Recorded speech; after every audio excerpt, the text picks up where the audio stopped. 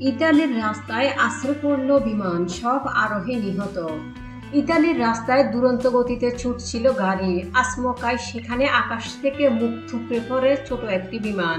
রাস্তায় পড়ার সঙ্গে সঙ্গে বিমানটিতে আগুন ধরে যায়, আর সেই ঘটনার একটি ভিডিও প্রকাশ্যে এসেছে। স্থানীয় সংবাদ মাধ্যম সূত্রে জানা গেছে, মঙ্গলবারের ওই দুর্ঘটনায় বিমানের পাইলট এবং একমাত্র যাত্রীর মৃত্যু হয়েছে।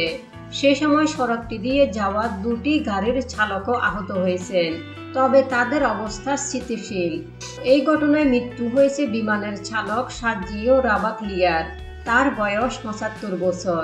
তিনি পেশায় একজন আইনজীবী। সার্জিও মিলানের বাসিন্দা। বিমানে যাত্রী ছিলেন তার সঙ্গিনী অ্যান মারিয়া ডি স্টিফানো। তার বয়স ৬০। সংবাদ মাধ্যম সূত্রে জানা গেছে, ওই সড়কে বিমানটিকে জরুরি অবতরণ করানোর চেষ্টা করছিলেন পাইলট, কিন্তু তা সম্ভব হয়নি। বিমানটি ভেঙে পড়ে রাস্তায়। ভিডিওতে দেখা গেছে, দুর্ঘটনার মুহূর্তে জ্বলন্ত বিমানটির পাশ দিয়ে দ্রুত গতিতে ছুটে যাওয়া কয়েকটি গাড়ি। সেগুলোর মধ্যে দুটি গাড়ির চালক আহত হয়েছেন। বিমান ভেঙে পড়ার খবর পেয়ে সঙ্গে সঙ্গে ঘটনাস্থলে পৌঁছান পুলিশ ও দমকল বাহিনী, যদিও ততক্ষণে পুড়ে ছাই হয়ে গিয়েছে বিমানটি।